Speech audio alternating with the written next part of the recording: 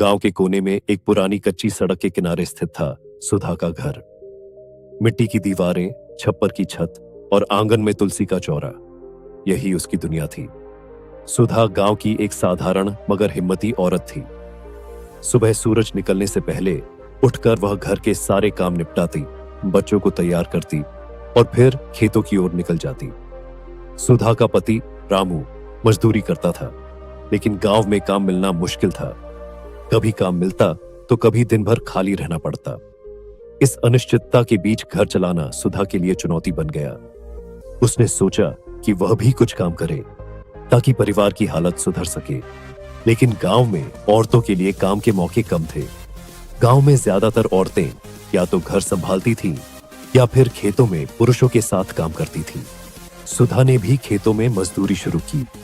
कई बार लोगों ने ताने मारे, औरत हो, घर संभालो, लेकिन सुधा ने हार नहीं मानी। वह दिन भर खेतों में मेहनत करती और रात को घर आकर चूल्हा जलाती।